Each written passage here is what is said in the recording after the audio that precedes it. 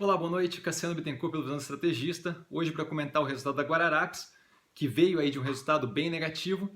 E quem quiser entender um pouquinho melhor a operação, pode dar uma olhada no vídeo que eu analiso o quarto trimestre de 2018, que é o vídeo que eu postei no dia 10/4. Então tá lá com o nome de resultados, Guararapes, quarto trimestre de 2018. Com relação a esse resultado de agora, eu vejo ali que a empresa foi mal comercialmente, mas não operacionalmente, e eu explico o porquê. A gente vê ali que ela continua com problemas muito próximos do que ela tinha no quarto trimestre de 2018, onde ela tem problema de estoque, gestão de estoque, um mix nas lojas e uma ruptura com relação ao tamanho das roupas. Então, assim, praticamente problemas referentes à comercialização dos produtos, né? Então, isso daí a gente vê na sequência aqui que não reflete diretamente ali na operação da empresa, mas sim na questão da comercialização dos produtos.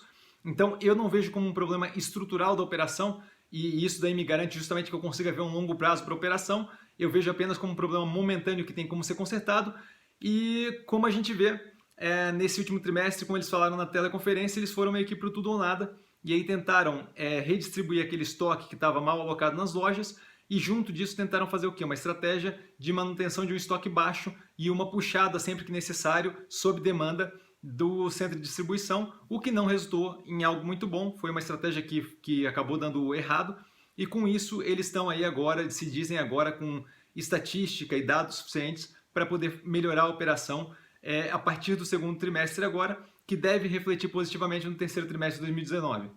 Então vamos lá. Como ponto positivo da história toda, eu vejo que assim, eles não têm muito mais como errar nessa questão comercial, tá? Eu acho que eles bateram meio que no fundo do poço. E isso é positivo para quem é acionista, porque a gente fica meio que só com o upside aí possível, tá? Especialmente se a gente considerar as reformas que estão para vir e etc e tal. Além disso, a gente vê ali o resultado negativo, claramente, que é justamente o ponto negativo dessa análise é o resultado, né? Quando eu olho ali para o EBITDA, no último vídeo eu fiz o quê? Eu fiz uma divisão por setor para entender como cada setor diferente estava reagindo. Então eu separei ali o Midway Mall, eu deixei de lado, que é a operação de shopping center, porque é muito pequena comparada com o resto, e analisei a margem da financeira e a margem da Riachuelo, né? Que seria a vendedora de mercadorias. Quando a gente vê nesse caso aqui agora, com IFRS, fica muito complicado de avaliar essa margem ali. E aí o que eu fiz? Eu fui para cima e acabei mexendo ali nos números, e aí a gente vê claramente que o quê? A Midway Mall, ela mantém ali o EBITDA proporcional dela, que adiciona no EBITDA consolidado, basicamente um pouquinho acima, um crescimento de 14%, mas aquele crescimento ali não é tão díspare quanto a diferença entre o EBITDA limpo do IFRS 16 e o EBITDA com o IFRS 16. Então ela não pode ser a responsável por aquele crescimento absurdo no EBITDA. Quando a gente vê a financeira, ela tem um EBITDA muito próximo do valor do EBITDA que a gente vê sem o IFRS 16. Então, assim, ela poderia ser uma das que contribui para fazer aquele valor do IFRS 16 ser tão maior. Porém, ela ocupa muito pouco espaço físico. E como a gente vê, o que reflete positivamente, agressivamente no EBITDA afetado pelo IFRS 16 é a reclassificação da conta de arrendamento e aluguel de outras despesas operacionais para despesa financeira. Quem ocupa mais espaço aí nessa brincadeira é justamente a Riachuelo. A financeira Midway ocupa muito pouco espaço proporcionalmente. Então a gente vê que o resultado do operacional dela, da financeira, deve ser muito próximo do resultado operacional divulgado ali de 126 e alguma coisa, né? 126 milhões e alguma coisa. Então a gente vê que o quê? Se o resultado da financeira é muito próximo do resultado final, sem contar o IFRS, a Riachuelo deve ter tido aí um resultado EBITDA operacional negativo. E aí você me pergunta, pô, Cassiano, isso daí vem justamente para quebrar essa sua tese de que não tem nenhum problema operacional. Não vem, e aí eu vou explicar na medida que a gente for seguindo, tá? De qualquer forma, dando uma olhada na margem da financeira, que é aquela mais limpa ali que a gente consegue dar uma olhada e que é mais representativa, a gente vê que a financeira vem com uma queda de margem aí do primeiro trimestre de 2018 para o primeiro trimestre de 2019. Essa margem cai de 27,49% para 22,56%, isso separando a operação dela, tá? Com a receita operacional líquida dela.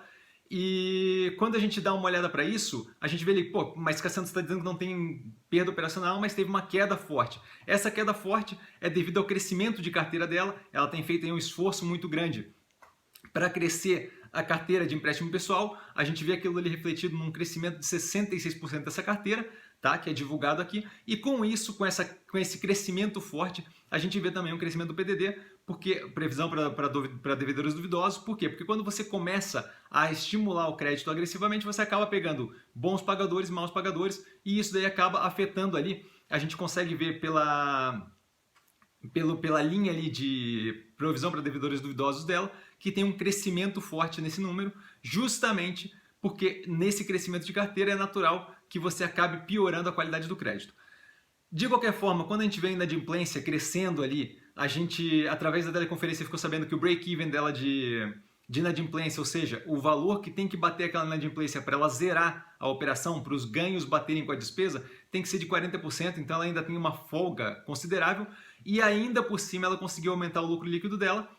Tendo isso em vista, levando isso em consideração, aquela operação ali está rodando bem, de acordo com o que eles querem, que é o quê? Eles queriam até agora forçar o crescimento e agora eles devem começar a estabilizar, tá? O cartão se mantém ali numa inadimplência de 7%, o que está super ok, super controlado. Então a gente vê ali que de fato eles estão conseguindo operar bem. Quando a gente olha para o segundo fator, a alavancagem, a gente vê que a alavancagem cresceu de 0,9 vezes, sempre lembrando, dívida líquida sobre EBITDA, para 1,54 vezes. E esses números você não vai encontrar ali no balanço, por quê? Porque como eu explico no quarto trimestre de 2018, esses números aí é o quê? Tirando fatores não recorrentes e refazendo ali o EBITDA sem esses fatores não recorrentes, então a gente vê ali que teve um aumento considerável na alavancagem. De qualquer forma, a gente tem que considerar o quê? Ela teve aí um pagamento não recorrente consideravelmente grande de imposto de renda, que a gente vê refletido no fluxo de caixa. E inclusive olhando ali no fluxo de caixa, a gente vê que o quê? O fluxo de caixa operacional positivo de 58,2 milhões, o que vem para reforçar a tese de que o problema é comercial, não operacional da empresa, tá? A empresa está rodando direito, o problema é justamente essas estratégias comerciais que eles utilizaram que não vingou do jeito que era esperado. Então esse fecha o segundo ponto, que é o da alavancagem. Terceiro ponto, a gente vê claramente ali que a despesa operacional, apesar de todos esses problemas, se mantém, quando tratada como percentual da receita líquida, muito estável ali, né? Ela aumenta de 43% para 43,2%, o que é um delta muito pequeno, e isso causado pela expansão da atividade de e-commerce e pelas novas lojas abertas. Então aí é mais um indicativo de que o problema é comercial, daquela estratégia comercial que foi adotada, e não operacional da operação da Riachuelo, da Midway Mall e da Midway Financeira.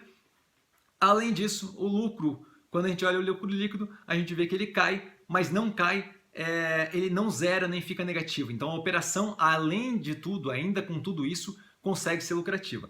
Então isso daí vem para justamente reforçar aquilo que eu estou falando de que o problema é comercial, não operacional. Levando isso daí tudo em consideração, que eu sei foi acelerado aqui, por que eu vejo o futuro na operação, tá? Primeiro, eu não vejo mais como ela poderia ainda errar aquele meio campo ali do comercial, e acho que ela está aí para direcionar para uma direção positiva. Além disso, com as reformas estruturantes, passando previdência e reformas microeconômicas, abertura de mercado, a gente deve ver ela se aproveitando daquele consumo restringido que está nesse momento, preso ali, aquele consumo preso, que deve ser solto com essa melhoria do panorama fiscal, aumento de investimentos, melhoria de emprego e por aí vai. Então isso daí deve justamente melhorar essa operação, a gente tem um upside considerável. Além disso, quando a gente olha para o CAPEX, a gente vê que ela vai passar grande parte desse CAPEX, né, quando a gente fala de percentual, para investimento em tecnologia e inovação, justamente focando nesse e-commerce dela que já vem crescendo consideravelmente. Ela não quis divulgar números, mas já vem crescendo aí mais do que a média de mercado pelo que eles falaram. Hoje a gente tem esse CAPEX 40% focado em novas lojas, 16% focado em remodelagem. Então assim, vai deixar de ser essa parte física e passar para uma parte mais e-commerce, tecnologia, inovação. Então isso eu vejo como super positivo, justamente um foco no futuro. Além disso, mais um ponto é que ela parou de crescer a carteira de crédito, então a gente deve ver esse índice de inadimplência que agora está batendo em 22,5% quando a gente fala de crédito pessoal, deve bater em 24% e ali deve ser o pico no segundo, entre o segundo e o terceiro trimestre, e aí no quarto trimestre deve começar a reduzir de novo, tá? E aí deve ir justamente no quarto trimestre já para 22,5 e aí começar uma redução. Isso é super positivo para a empresa, porém tem aí um tempo para a gente chegar lá. E além disso, a Midway está num processo para virar banco, então já foi pedido as autorizações para o Bacen, Banco Central, e eles estão esperando aí o andamento do processo. Esse processo leva meses mesmo, é normal que isso aconteça, e eles esperam que eles tenham todas as licenças de liberação para transformar num banco no final do ano. Com isso, eu vejo em um longo prazo interessante para a empresa. O porquê que eu não estou fazendo preço médio desde agora, tá? Porque assim, o meu caixa está curto, eu estou investido em outros papéis já, então assim, eu estou com muito pouca margem ali para operar, e de qualquer forma, o que a gente vê é que o segundo trimestre ainda deve vir com um resultado consideravelmente apertado, e o mercado ainda deve ter mais um pouquinho de reação, ou de estabilização nesse preço que está agora, ou ainda um pouco negativa. Então eu não tenho por que sair correndo para lá, se o resultado só vai começar a virar para o terceiro trimestre de 2019, então eu acho assim que dá para a gente esperar um pouquinho mais, mas manter ela sempre ali no visor para a gente eventualmente começar a alocar capital lá. Eu vou esperar algumas operações de investimento maturar para daí começar a jogar capital lá e aí sim ir nesse levante junto com a Guararapes e a Riachuelo. Tá? De qualquer forma, eu vejo a empresa com um bom futuro. Por hoje eu fico por aqui. Aconselho dar uma olhada no vídeo do quarto trimestre de 2018. Minha posição está aqui do lado.